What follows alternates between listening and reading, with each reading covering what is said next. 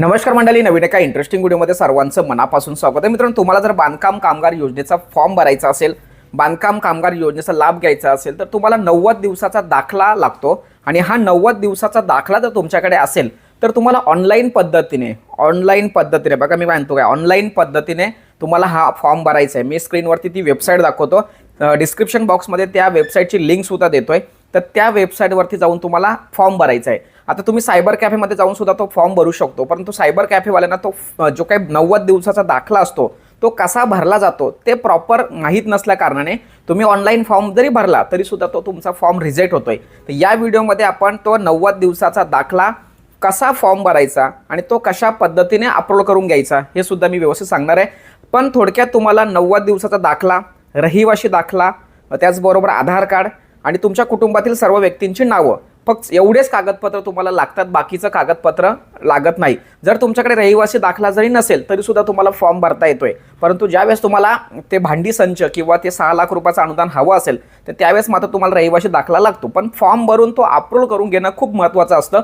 म्हणून निस्ता तुमचं आधार कार्ड, तुमच्या घरातील व्यक्तींची नावं आणि 90 दिवसाचा दाखला असेल तरी तुम्ही ऑनलाईन पद्धतीने फॉर्म भरू शकता. आणि हा फॉर्म ऑनलाईन पद्धतीनेच भरायचा असतो, ऑफलाईन पद्धतीने हा फॉर्म स्वीकारला जात नाही. आता या व्हिडिओमध्ये तो 90 दिवसाचा फॉर्म जो असतो हा फॉर्म आपण कोणाचा घ्यायचा हा अतिशय महत्त्वाचा मुद्दा पहिले क्लिअर करतोय. तर तुम्हाला सिव्हिल कॉन्ट्रॅक्टर, म्हणजे तुमचे जे एखादा कॉन्ट्रॅक्टर असेल, ओळखीचा कॉन्ट्रॅक्टर, तर तुम्ही त्याचा सही शिक्का त्याच्यावर घेऊ शकता. त्याचबरोबर महाराष्ट्रामध्ये काही कामगार संस्था असतात, कामगार संस्था, त्या संस्थेचा जे काही अध्यक्ष असतात, चेअरमन असतात, त्यांचा सही शिक्का सुद्धा तुम्ही त्याच्यावर घेऊ शकता. मी पुन्हा सांगतोय, ग्रामसेवक त्या फॉर्मवरती सही करत नाही. ग्रामसेवकाकडे जाऊन फॉर्मवरती सही करा अशा पद्धतीचं विनंती करून सुद्धा तुमची ते काम होणार नाही. म्हणून तिथे वेळ वाया घालवायचा नाही. तुम्ही डायरेक्ट जो कॉन्ट्रॅक्टदार असेल ओळखीचा, त्या कॉन्ट्रॅक्टदाराकडून त्या फॉर्मवरती सही शिक्का घ्यायचा आहे. पण तो सही शिक्का घेत असताना तो फॉर्म प्रॉपर भरावा लागतो. फक्त त्या फॉर्ममध्ये जर थोडक्यात जरी मिस्टेक जरी तुमची झाली तरी सुद्धा तुम्ही ऑनलाईन पद्धतीने फॉर्म भरून देखील तुमचा तो फॉर्म रिजेक्ट होतोय.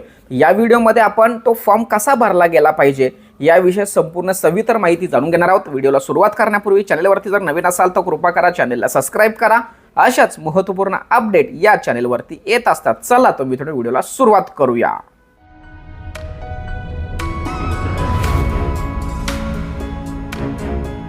तर मित्रांनो, तुम्ही या ठिकाणी पाहू शकता, बांधकाम कंत्राटदाराचे, ठेकेदाराचे, विकासकाचे बांधकाम कामगारास मागील वर्षात 90 दिवस किंवा अधिक दिवस काम केल्याचे प्रमाणपत्र.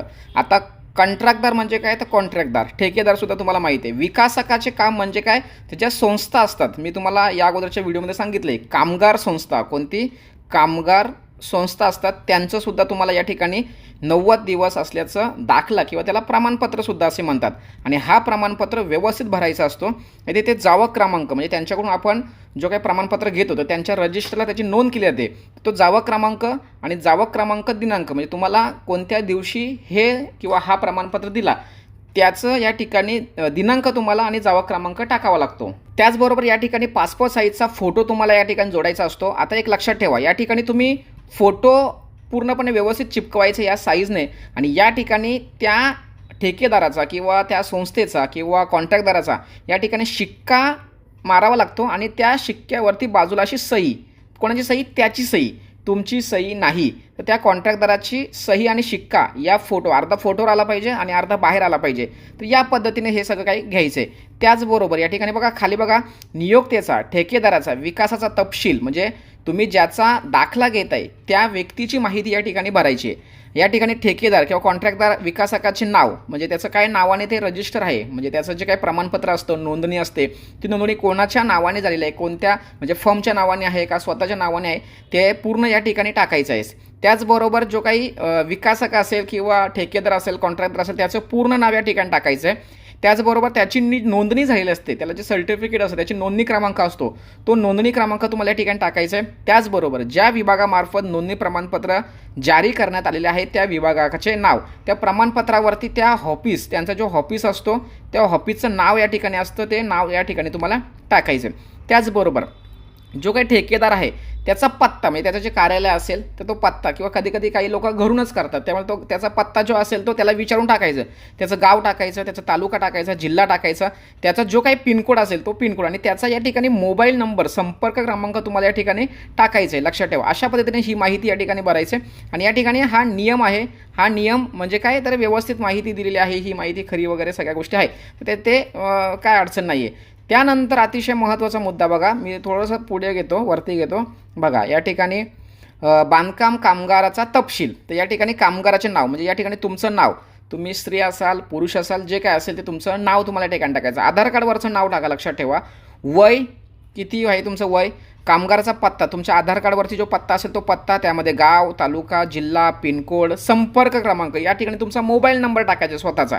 त्याचबरोबर कामाचा प्रकार, स्वरूप, तुम्ही कोणतं काम करणार आहेत. तर या ठिकाणी बघा, मी तुम्हाला व्यवस्थित समजावून सांगतो. या ठिकाणी कोणत्याही एखाद्या कामाचा तपशील टाकू नका. म्हणजे समजा तुम्ही बांधकाम कामगार आहेत का, किंवा इतर कामं जे काय असतील ते हॉटेलमध्ये काम करताय का, किंवा शिवणकाम, घरगुती एखाद्या शॉपमध्ये काम करताय का, जे काय असं नाही टाकायचं. काय टाकायचं इथे, ऑल टाईप वर्कर, म्हणजे सर्व प्रकारची कामं आम्ही करतो, अशा पद्धतीचं नाव टाकायचं. ऑल टाईप वर्कर किंवा सर्व प्रकारची कामं करणारी व्यक्ती, असं मराठीत टाका, इंग्लिशमध्ये टाका, जे काय असेल ते.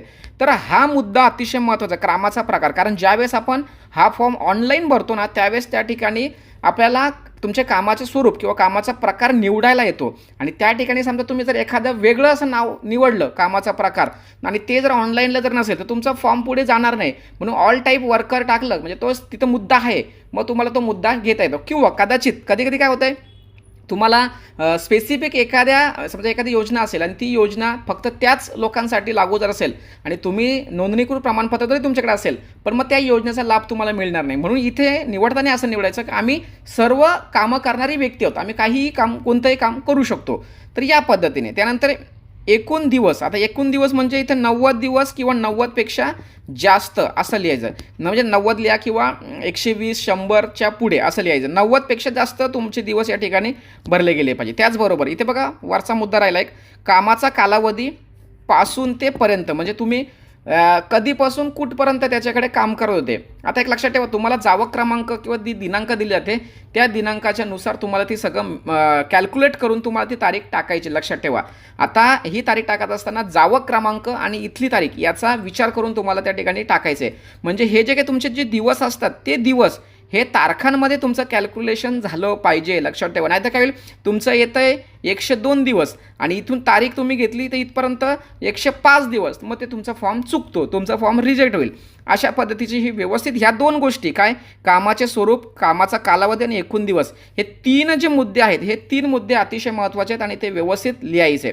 त्यानंतर बघा या ठिकाणी कामगाराच्या सध्याच्या कामाचे ठिकाण व पत्ता. आता सध्या ठिकाणी त्या व्यक्तीचं म्हणजे कॉन्ट्रॅक्टदाराचं कुठं काम चालू आहे त्याचं पूर्ण तपशील माहिती या ठिकाणी टाकायचं. गाव लिहायचं, तालुका लिहायचा, जिल्हा लिहायचा, पिनकोड, नमूद बांधकाम कामगाराची नियुक्ती, दिनांक आणि दिवसाचं वेतन. आता या ठिकाणी तुम्हाला किती वेतन, तर या ठिकाणी 450 ते 500, 600 असं जे काही तुम्हाला टाकायचे टाकून घ्या, पण कमी नका टाकू. 300, 200 असं काही टाकू नका. तर 400, 450 रुपये तुम्ही टाकू शकता. नमूद बांधकाम कामगाराचे नियुक्ती दिनांक, त्याला कधीपासून नियुक्ती केलं तर त्याची तारीख या ठिकाणी टाकायचं आहे. तर ह्या सगळ्या गोष्टी तुम्हाला व्यवस्थित समजून घ्यायचे. आणि या ठिकाणी शेवटचा मुद्दा बघा, नियुक्तीदार किंवा ठेकेदार किंवा विकासकाच्या सही काय टाकायचं, या ठिकाणी सही लिहायची आणि शिक्का, तो त्याचा काय जो शिक्का असतो तो. तर ह्या दोन्ही गोष्टी या ठिकाणी शिक्का आणि सही मारून घ्यायची आणि मग हा फॉर्म घेऊन मग तुम्हाला ऑनलाईन पद्धतीने हा फॉर्म भरता येणार. लक्षात ठेवा, फोटो वगैरे व्यवस्थित लिहा, जी काही माहिती असेल ती माहिती लिहा आणि मग व्यवस्थित फॉर्म भरा. हा फॉर्म भरताना जर काही अडचण असतील तर आपल्या डिस्क्रिप्शन बॉक्समध्ये व्हॉट्सअप ग्रुप दिलेला आहे, त्यावरती तुम्ही त्या संदर्भात माहिती विचारू शकता, त्यावरती तुम्हाला उत्तर दिलं जाणार. चॅनेललासुद्धा सबस्क्राईब करा, व्हॉट्सअप ग्रुपला जॉईन करा आणि या संदर्भात महत्त्वाचे अपडेट तुम्हाला इंस्टाग्रामवरती मिळणार किंवा फेसबुकलासुद्धा मिळतील, तर त्या ठिकाणीसुद्धा फॉलो करून ठेवा. महत्त्वपूर्ण व्हिडिओ सर्वांना शेअर करा. भेटूया पुढील व्हिडिओसह, तोपर्यंत धन्यवाद. जय हिंद, जय महाराष्ट्र.